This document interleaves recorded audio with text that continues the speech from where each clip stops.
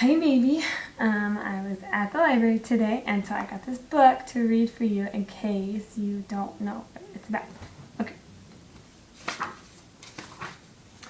One stormy night, an old beggar woman went to the door of a castle. She offered the prince who lived there a rose in return for shelter, but the young man was horrified by her appearance and would not let her in. Suddenly, the woman turned into a beautiful enchantress. To punish the selfish prince, she changed him into an ugly beast and cast a spell over the castle and all who lived there. If the prince could learn to love and be loved in return before the last enchantment rose petal fell, then the terrible spell would be broken.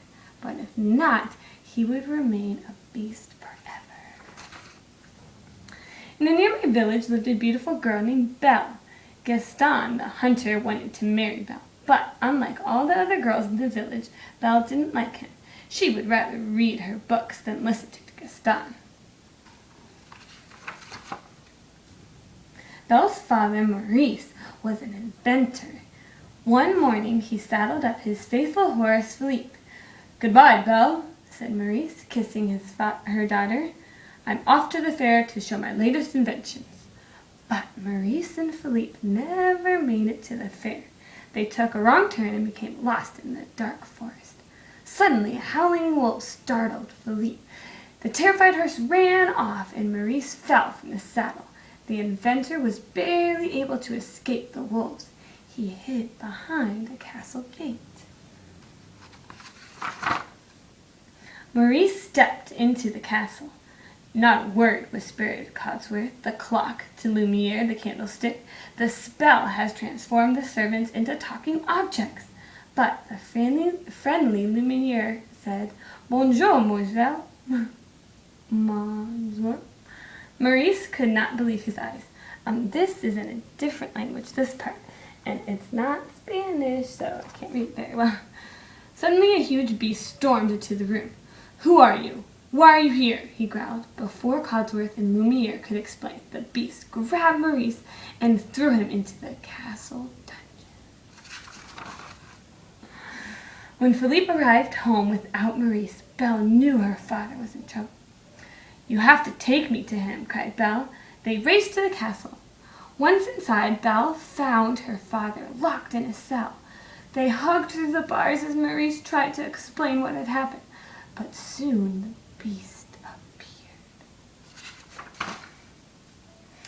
Belle was frightened, but she pleaded with the beast. "Please let my father go. Take me instead," she begged.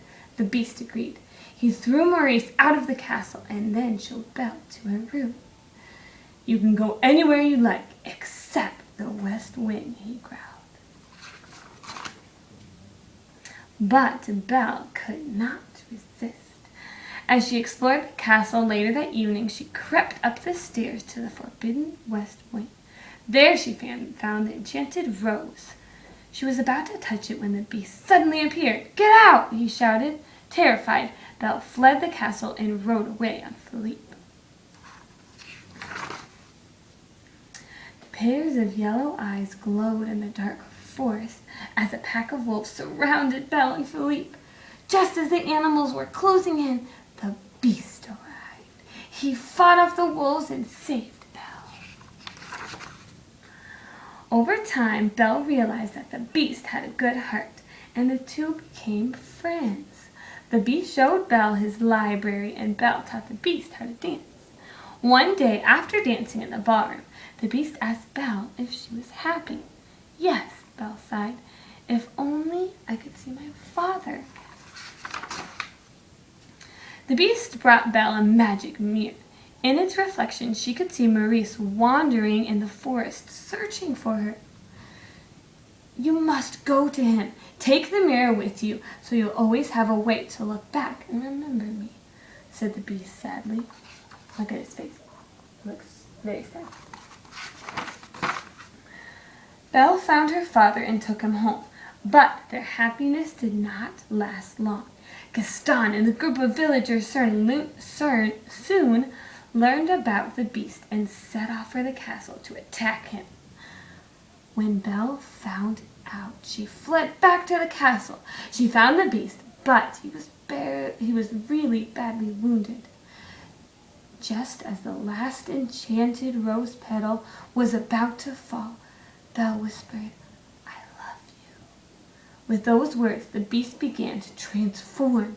His claws turned into hands. His face grew smooth. The spell was broken. He was human again. Joyfully, all the enchanted objects in the castle returned to their human forms. Love had saved the day, and Belle and her prince lived happily ever after. Mostly, I might not be able to come to your play, but it's okay because you can record you practicing, and if you need me to, I can read it to you again, Beauty and the Beast. And if you have any questions about it, you can write them down and ask me, and I will help you. And then you can, I'll send my videographers to record it, and I will see. I love you the most, and I'll talk to you soon. Bye, baby.